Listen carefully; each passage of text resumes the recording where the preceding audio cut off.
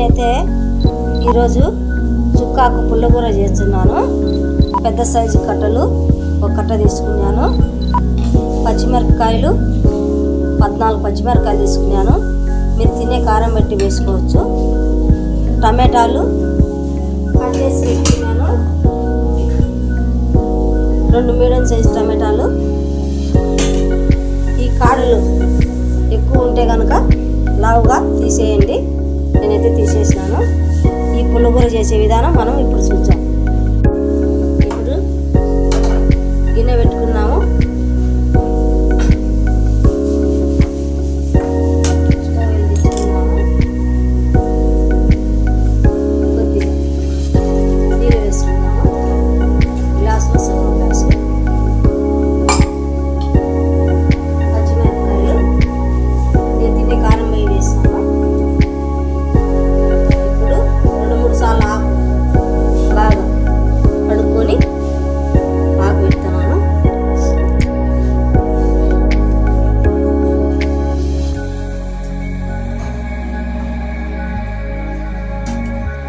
ఇప్పుడు టమాటా వేస్తున్నాను.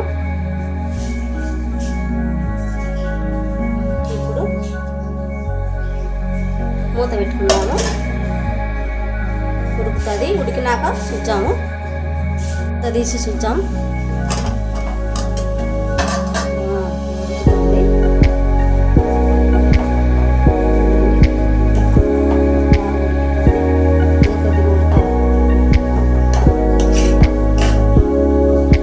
ఇప్పుడు మనము ఏం చేద్దాం? కొత్తిమీర.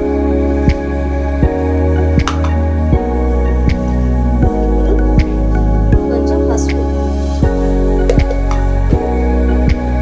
వేసి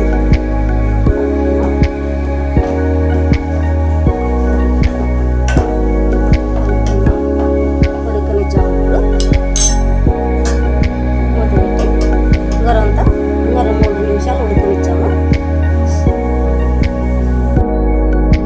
నేను ఈ ఉప్పు వేసేది చూపలేదు. ఈ మాత్రం ఉప్పు పట్టింది.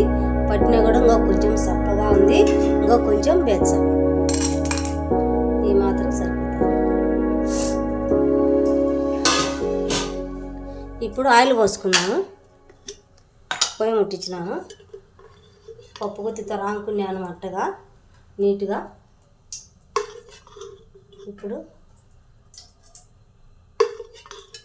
2.5 స్పూను ఆయిల్ వేసుకున్నాను.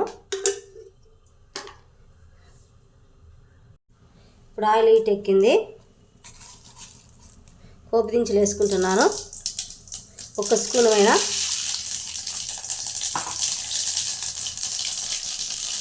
ఐదు పాయలు తెల్లవాయలు పొట్టు తీసి దంచుకొని వేసుకున్నాను ఒక్కలొక్కలుగా. ఇప్పుడు ఒక ఆనియను. ఇప్పుడు ఒకటి మిరపకాయ, కొత్తిమీర, కరివేపాకు.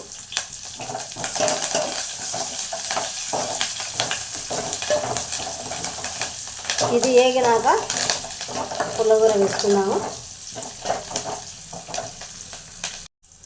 ఇప్పుడు ఎర్రగడ్డ వేగింది.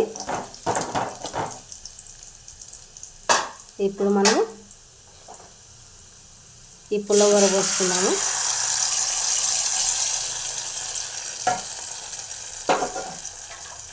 ఇలా అంతా బాగా కలుపుకున్నాము. ఇప్పుడు స్టవ్ బంద్ చేసుకుందాము. చుక్కాకు పుల్లగూర నాకు వచ్చిన విధానం నేను చేసినాను. మీరు కూడా ఇలా చేసుకొని తిని ఎలా ఉందో నాకు కామెంట్ రూపంలో తెలిపి లైక్ చేయండి, షేర్ చేయండి, సబ్స్క్రైబ్ చేసుకోండి.